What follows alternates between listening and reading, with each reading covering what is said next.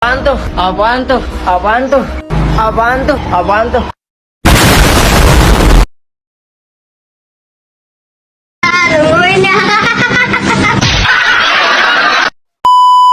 Pose with the fans. Pose with the pose with the pose with the fans. Pose with the pose with the pose with the fans.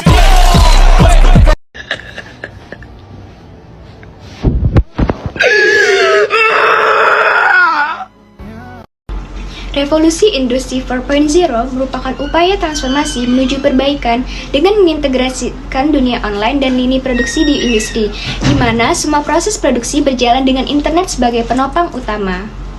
Saya sebagai calon mahasiswa PGSD memandang bahwa untuk menghadapi era transisi di tengah masuknya budaya asing di era revolusi 4.0 butuh sikap bijaksana dan solusi yang seimbang untuk memanfaatkan dampak positifnya dan mengurangi dampak negatifnya.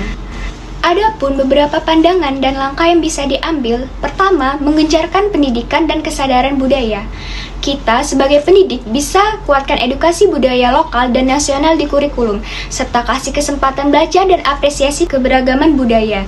Dengan memahami budaya kita sendiri, generasi muda bisa lebih menghargai dan melestarikan budaya warisan kita.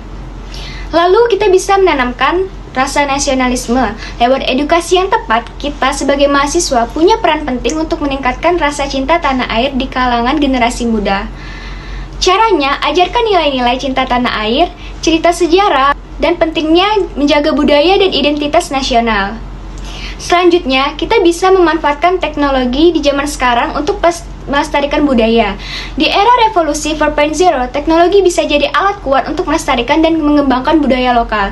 Kita, mahasiswa guru, bisa memanfaatkan platform digital dan media sosial untuk mempromosikan kesenian, tradisi, budaya lokal, supaya generasi muda lebih akrab dengan teknologi dan lebih terhubung. Lalu, kita bisa mengembangkan inovasi berbasis lokal. Kita bisa arahkan inovasi dan pengembangan iptek supaya memberi solusi yang sesuai dengan kebutuhan lokal.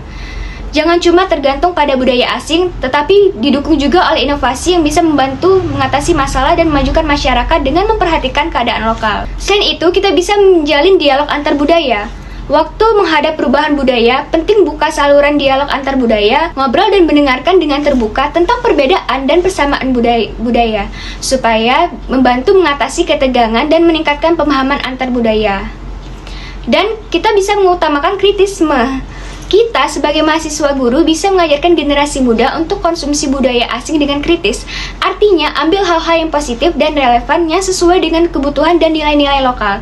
Sambil kita bisa menyaring dampak negatif yang bisa merusakkan budaya dan identitas nasional. Selanjutnya, kita bisa membangun kesadaran identitas diri. Fokus untuk kembangkan identitas diri yang kuat dan positif di generasi muda.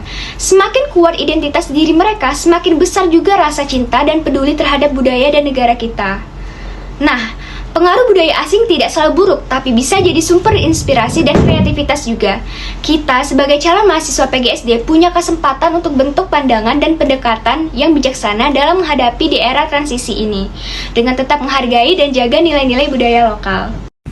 Terima kasih telah menonton. See you guys.